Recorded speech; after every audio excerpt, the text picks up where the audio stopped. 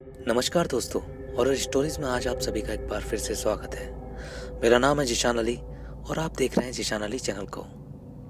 दोस्तों, आज की कहानी हमें सुधांशु मिश्रा जी ने भेजी है। तो कहानी सुनाने से पहले मैं आपको बोलूँगा कि आप हमारे चैनल को सब्सक्राइब कर लीजिए और बेल बटन दबाना मत भूलिएगा। तो दोस्तों, आज की कहानी मैं आपको सुधांशु बनकर ही सुनाऊंगा। दोस्तों, मेरा नाम सुधांशु मिश्रा है और मैं मेघालय का रहने वाला हूँ। यह उस समय 1982 की घटना है जब मैं आईआईटी खड़गपुर में पीएचडी कर रहा था और अपनी पत्नी और बच्चों के साथ वहीं निवास करता था, एक गेस्ट हाउस में। लेक्चरर होने की वजह से मुझे दिन भर क्लास के लिए पढ़ने और पढ़ाने से फुर्सत नहीं मिलती थी, इसलिए मेरे अपने रिसर्च का काम शाम व रात में ही डिपार्टमेंट में करना पड़ता था। मैं तकरीबन रात के 1 बजे साइकिल से गेस्ट हाउस लौटता था। डिपार्टमेंट से गेस्ट हाउस की दूरी तकरीबन 3 मिनट की थी।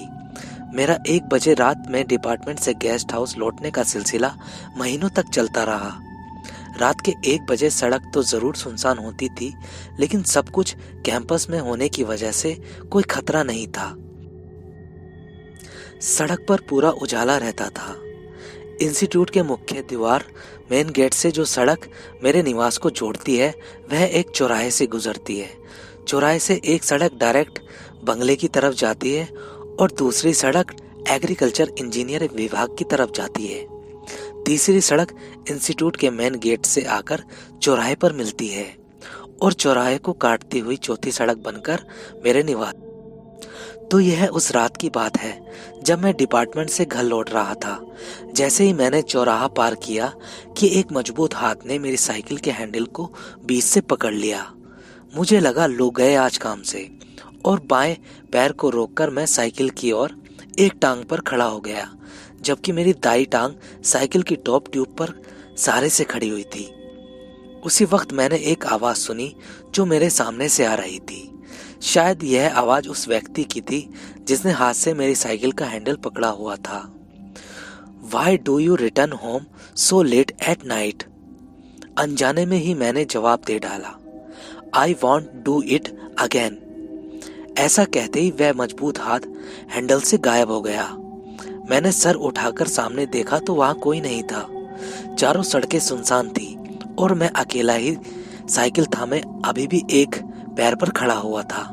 लेकिन उस रात इस घटना को 2-3 सेकंड में ही मैंने अपनी आंखों से गुजरते हुए देखा, लेकिन आज यह बताने के लिए मुझे बहुत समय लग रहा है।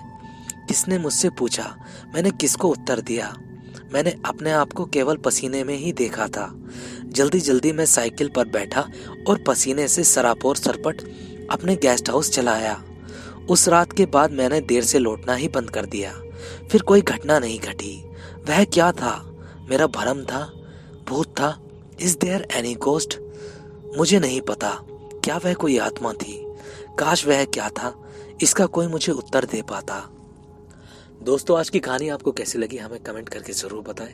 अगर कहानी अच्छी लगी हो तो हमारे चैनल को सब्सक्राइब करें।